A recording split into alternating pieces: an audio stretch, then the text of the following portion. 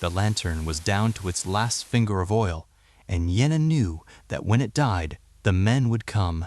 She sat at the scarred work table with the notice flattened under both hands, reading her own name at the bottom of it, as if a fourth reading might change the words above. It didn't. The ink still said that at dawn her bond came due, and that a bond unpaid was a body owed, and the body was hers. Across the little mill house, the man who'd carried the notice up the hill stood by the door with his hat in his hands and the good sense not to sit down. Corin, a debt clerk, thin, in the way of men who've been eating around their money for a year. He'd knocked politely. He'd said he was sorry. He'd been sorry the way weather is sorry. Yenna's skin was the color of an olive gone soft in oil, that deep lime green that went gray at the knuckles when she gripped a thing too hard, and she was gripping the table now. Her ears, pointed and quick, had flattened against her skull the moment she'd broken the seal. She had lower tusks the length of a thumbnail and a face that could not hide one single thing it felt, and right now it felt like a house with the lamps blown out. She read the notice one last time. Then she set it down very carefully, as if it might break, and looked up at the stranger in her doorway. "Marry me," she said. Corin blinked. "I'm sorry, you heard me." She stood. She was a head shorter than him and somehow filled the room. "The bond in your hand is a blood bond. You know what that means, clerk. An orc can't hold free debt in this town. If I don't pay by first light, Halbrecht's men take me. Not my coin, me. And I work in his sheds until I die. That's what the body owed means. It ends when I'm dead and not 1 hour before." She dragged a breath. "But a married orc isn't a debtor. A married orc is a hearth. A blood bond can't touch a hearth. Marry me tonight, and the thing that only ends when I die dies instead the moment we're wed. Marry me, and my debt dies with me. Tonight, standing up, instead of 20 years from now on a straw floor." The lantern guttered. Neither of them moved to save it. "You don't know me," Corin said. "I don't need to know you. I need your name on a hearthline and a witness who can sign. That's all a wedding is, under the law. A name and a witness." Her jaw worked. "I have a son asleep in the loft. If they take me, he's alone. So I'm not asking you to love me. I'm asking you for a signature." And Corin Vale, who had come up that hill to ruin her, opened his mouth and said, "Yes." He didn't say it because he was kind. That's the part worth sitting with. He said yes because 3 weeks earlier, in a back room that smelled of tallow and other people's misery, Master Halbrecht had slid a paper across a desk and told him exactly how to make his own life whole again. Corin! Odd Halbrecht too. His brother had died the winter before with a loan hanging over him, and by the ugly custom of the town, a dead man's debt rolls downhill to his blood. So Corin had spent a year clerking it off, ledger by ledger, carrying notices up hills to strangers so he wouldn't be a stranger someone carried a notice up a hill to. The debt never got smaller. That was the trick of it. It just changed shape. Then Halbrecht offered him a door. "There's a widow up at the old marsh mill," Halbrecht had said, a soft, heavy man with soft, heavy hands. "Green woman, blood bond, comes due this month. She'll go to the sheds, unless someone marries her. And here's the beautiful part. Marry her, and that bond turns into a hearth debt. Coin, not flesh. Coin can be sold. Set the coin at a sum she can't hope to pay. She misses 1 month, and the mill comes to me clean and legal to settle it. Do that. Steer the mill to my hand, and your brother's debt is wiped, plus a purse to start over somewhere the air's better." Corin had asked the only question that mattered to him then. "And she, the widow?" "Lives," Halbrecht had said, spreading his hands like a man being reasonable. "Which is more than she gets tomorrow. You'd be saving her, clerk, from the sheds. Sleep. Well on that.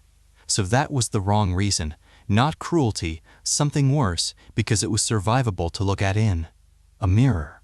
He told himself she'd live either way, and the mill was as good as lost either way, and at least this way one of them walked out of it. He wed a widow to strip her of the only roof over her son's head and let himself believe it a favor. They were married before the oil ran out. Corin roused the woman who kept the shrine 3 houses down. Marta, gray-braided, older than the town, a scribe by trade with a memory like a locked box. And Marta came in her nightclothes with her seal and her book, looked at the two of them, looked longest at Yenna, and signed the hearth line without a word of ceremony. Yenna signed, Corin signed. It took less time than boiling an egg. When the men from Halbrechts came at first light, they found a married woman on the step with a marriage, witnessed by a sealed scribe, and there was nothing a blood bond could do about it. They swore and left. Yenna watched them go all the way down the hill, and only when they were small did her ears come up off her skull.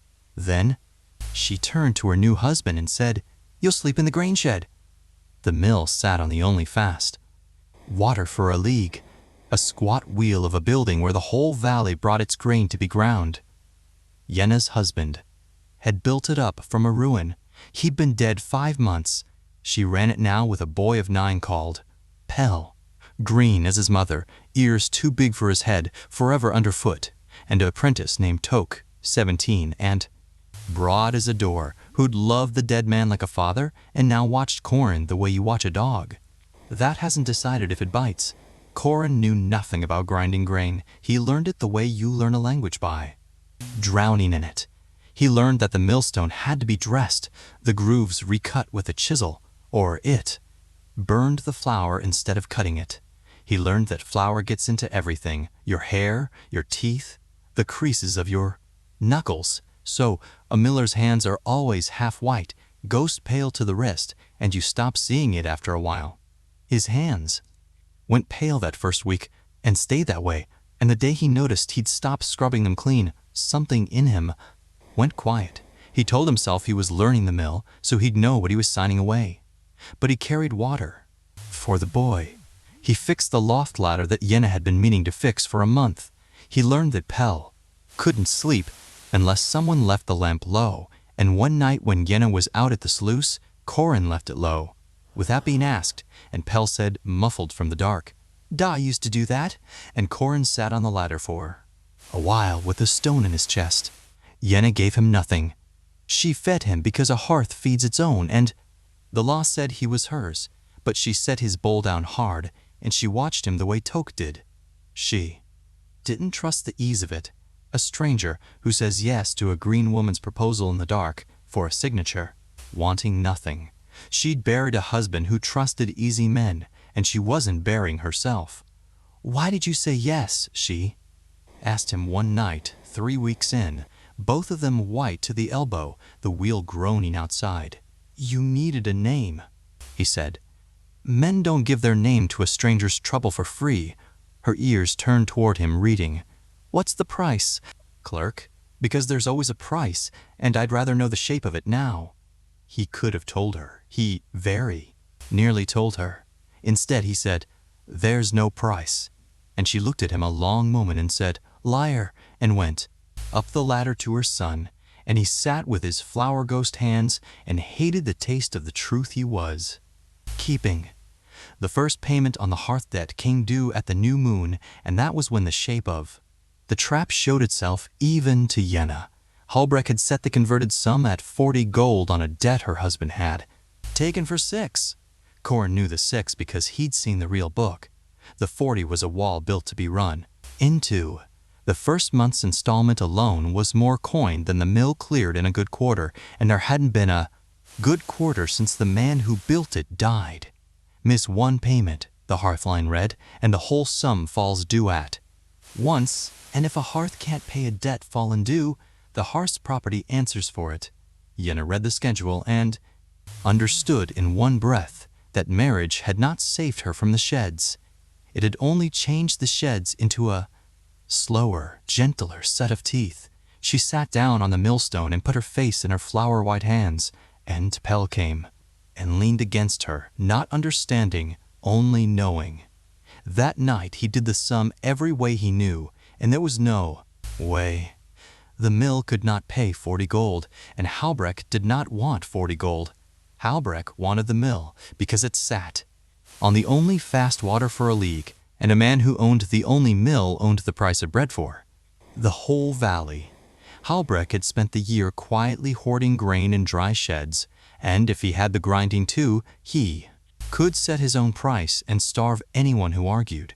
The debt was never a debt, it was a lever. Then Toke, who had watched him all these weeks and hated him a little less each day for the ladder and the water, and the low lamp made the mistake of trusting him, and everything changed. He never signed for 40, Toke said. They were dressing the millstone together, chisel, and the boy said it low, like a confession. I carried the coin myself. I was 14, 6 gold, in a leather purse from Halbrecht's own hand to the master's. 6. I counted it twice because the master told me to always count another man's coin twice. He set his chisel down. So, how's it 40? Penalties, Corin said. Automatically, the clerk's word, and hated himself for how easily it came. There weren't penalties. He paid every month. Wha? He killed himself. Pain every month? You don't know. You weren't here. That's what it did to him. The pain. Toka's jaw shook. He paid it down to almost nothing before his heart went out at the sluice on a night he shouldn't have been running. And now the book says 40? That's not a debt, clerk. That's a robbery with a nice hand. Corin went very still. He knew where Halbrecht's real book was. He'd clerked from it 100 times. And he knew that Yenna kept, on the shelf above the loft, a split of hazelwood the length of her forearm, the master's half of the tally stick from the loan, notched with the true sum, the 2 halves cut from one branch so their grain and their notches matched, and no man could forge one without the other. She kept it because it was the last thing her husband's hands had shaped, and she'd let Corin see it only once, and she'd cried if the whole time she held it and put it back fast. 6 notches. He'd counted them without meaning to. Halbrecht's book, to be worth 40 gold, would need a tally-covered wrist too. Wrist and notches, or none at all. It could not have 6. Corin stood in the mill with flour to his elbows, and understood what he'd been hired to be, not a husband, not even a thief, a clean hand, a lawful shape for a stealing, so that when the mill changed hands it would look like a widow paying a debt and not a rich man taking bread from a valley. The choice he'd made in the lantern light meant something different now. He hadn't said yes to a desperate woman's bargain. He'd said yes to being the door Halbrecht walked through. He could still walk away, if he did. Nothing. Missed the payment. Let the mill fall. His brother's debt died. His purse came. He left for cleaner air. If he broke it, if he brought the true tally against the false book, he made an enemy of the man who owned his name, his brother's memory, and half the magistrate's court. His own debt came roaring back. He could be charged as a party to the fraud because he was a party to the fraud. He sat up all that night in the grain shed, which was where a coward slept, and by morning he'd stopped being one. He didn't tell Yenna first. He knew she wouldn't believe a word from him. She'd called him liar, and she'd been right. And belief was the whole game. Now. So he went to Marta. Marta the scribe had signed their hearthline in her nightclothes and asked no questions, but she'd kept the town's records for 40 years, and Corin gambled that a woman who kept records kept them because she believed in the truth of them. He laid it out at her table, the 6 gold, Toki's counting, the tally on Yenna's shelf, Halbrecht's book that said 40, and his own part in it, all of it, the tallow room and the offered purse, because a confession you edit isn't one. Marta listened with her hands folded. When he finished, she was quiet a long time. I recorded that loan, she said at last. 6 gold against a bad harvest, the spring the wheel froze. It's in my book, in my own hand, and my book doesn't burn just because Halbrecht would like it to. She looked at him with old flat eyes. You came up that hill to take a widow's roof. Yes, and now you'd give it back. I try. Trying's cheap. She stood and got her book, the real one, bound in cracked leather. Provings, dear, and here's what it costs, so you know before you spend it. Halbrecht owns magistrate, all the way a man owns a dog. Your tally and my book, shown. 2. Ole in a quiet room, vanish. He'll rule the stick, a forgery, and my memory, a fever, and you'll be the mad clerk who slandered his master, and Halbrecht will have the mill and your neck both. She set the book down like, oh wait, there's only one room he can't own, the market.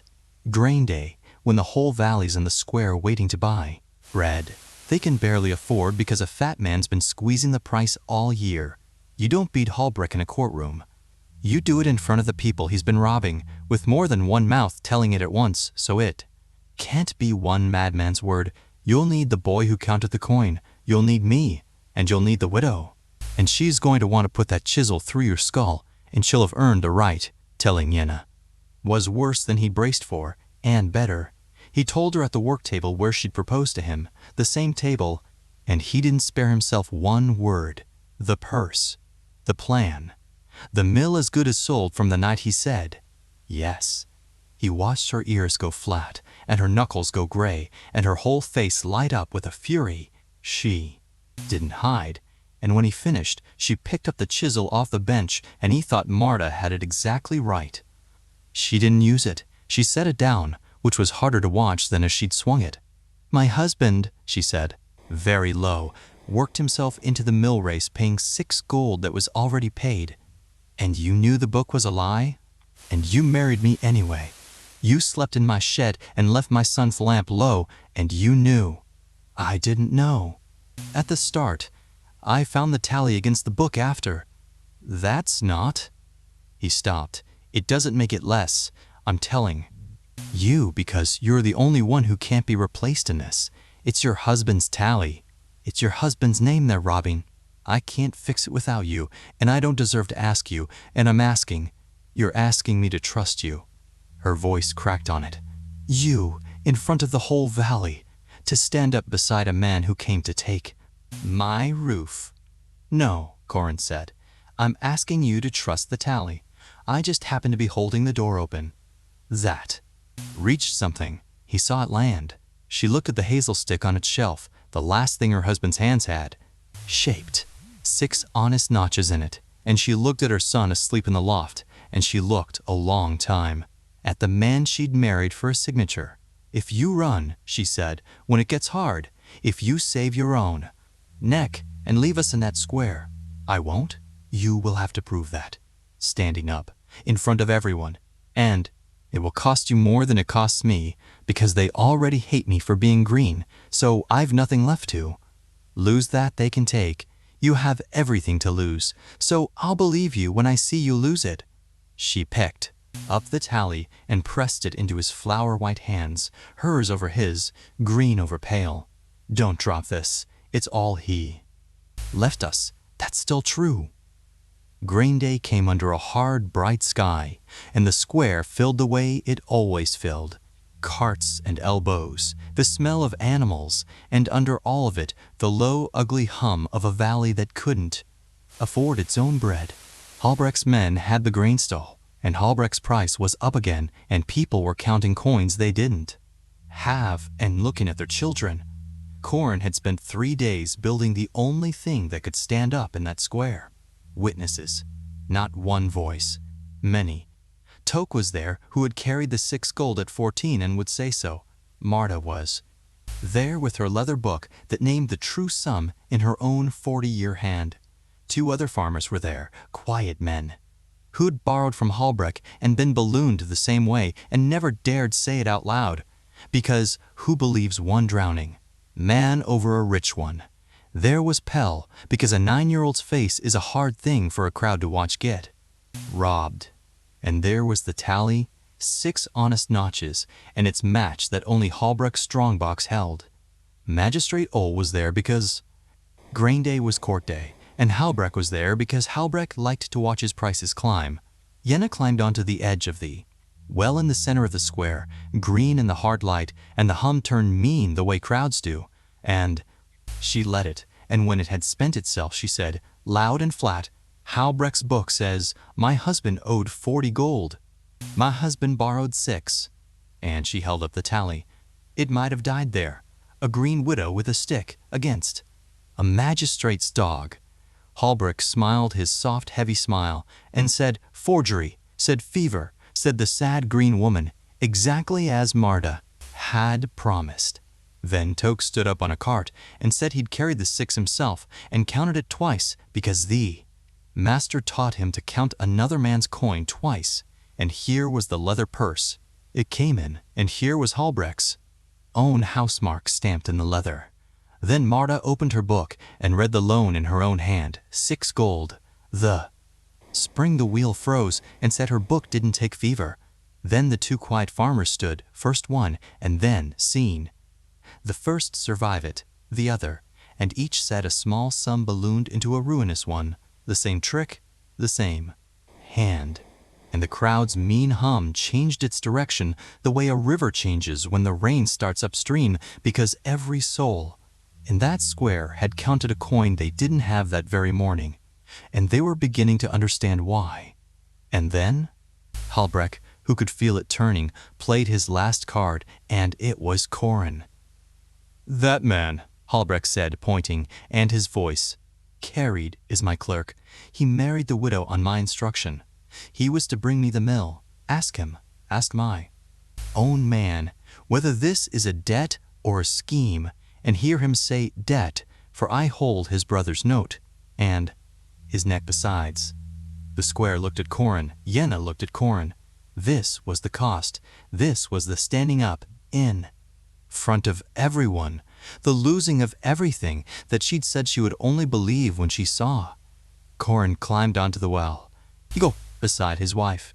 "He's telling the truth," Corin said, and let that sit, and watched Yenna's face not change because she braced to be betrayed one last time. "I am his clerk.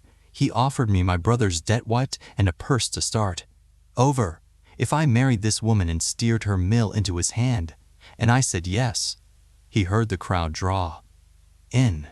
"I said yes for the worst reason a man can, because it saved me and I told myself she'd live. So what was one more roof? I came up that hill to rob her, and I let her feed me while I did it." He held up the tally, 6 notches, her hand's warmth still on it somehow. "Then I found this, and I copied from Halbrecht's own strongbox every notch his forged half claims to carry, and I'll match this true half against his false one right here, in front of you, if the magistrate will send a man to fetch the box. The 2 halves were cut from one branch. Faked wood won't match true grain. It's the one record no rich man can lie his way past, because it proves itself." He looked at Halbrecht. "So send for the box, unless the box is the last thing you want in this square." It was, of course, the last thing Halbrecht wanted in that square, and every soul present watched him not want it. All the magistrate was a dog, but a dog in an open field with 100 hungry people is a different animal than a dog in a quiet room. He sent for the box. He had to. The crowd would have carried him there otherwise. Halbrecht's own guard, Bevik, a slab of a man who'd stood by the grain stall all morning, was told to fetch it, and Bevik looked at the crowd and looked at the master who paid him and did the sum that Corin had done in the grain shed. He fetched the box. He'd rather answer to a crowd for carrying it than to a crowd for hiding it. They matched the halves on the lip of the well, in front of everyone, Marta's old hands turning them. True grain to true grain, the 2 pieces of hazel fit like a healed bone, notch to notch. 6 and 6, 1 branch made 2. Then Halbrecht's half, the forged half, notched wrist to sell a lie, laid against the true. It didn't fit. It couldn't. The grain ran wrong, and the notches fell in the empty spaces between. 6 honest cuts against a stick clawed full of falsehood, and 100 people leaned in and saw with their own eyes that the wood the fat man had built his 40 gold on had never grown from the same branch at all. The square made a sound then that no magistrate owns. It didn't end in a thunderclap. All couldn't rule for Halbrecht. With the whole valley watching the tally not match, Marta's book open, and 2 farmers and an apprentice telling the same true thing at once. He voided the bond, the forged 40 and the honest 6 both, since the 6 had been paid. down to nearly nothing by a man who died paying it. The mill stayed Yenna's. The other balloon debts got dragged into. The light behind it, because once a crowd learns a trick, it sees the trick everywhere, and Halbrecht's whole quiet year of hoarding came apart in a season of angry market days. He didn't hang, men like him rarely do, but he sold his grain, at a loss to a valley that would no longer buy from him otherwise, and he left for cleaner air himself, which is a poorer man's fate than he'd planned to hand out. Corin paid too, which was the whole point of it being real. His brother's debt came roaring back the moment he crossed Halbrecht, and he owed it now to whoever bought the note, when Halbrecht sold off his book. But an honest debt on an honest sum is a thing a working man can grind, down a coin at a time, and he had a mill to work if the woman who owned it would have him. Work it. Bevik, who'd fetched the box, was out of a master. Yenna hired him to mind the sluice, because a mill needs a strong back, and a man who'll do the right sum when it counts is worth more than a man who's always been good. Toke got the master's chisel and the master's stool. Marta got a standing invitation to Sunday bread and took it every week, which is how scribes retire. And Yenna and Corin, who were married for a signature, stayed married for a longer reason that neither of them said out loud for a good while yet, because they'd both learned the hard way what easy words are worth. A year on, the mill ran full. The valley ground its grain there because there was nowhere better, and for the first time in memory, nowhere it would rather. Corin's hands were white to the wrist and had been. For so long, he'd forgotten the color underneath. Pell, 10 now and still all ears, could dress a millstone nearly as well as Toke, and reminded everyone of it constantly.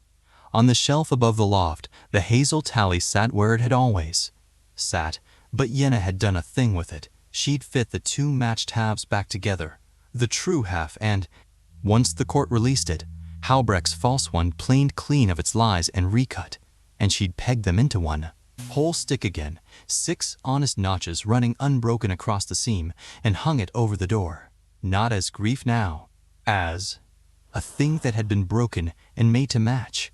They ate at the scarred table, the same one, all of them. The night the wheel froze again, the way it had the spring, the loan was taken, and this time there was no loan, only a cold night and warm bread and too many elbows.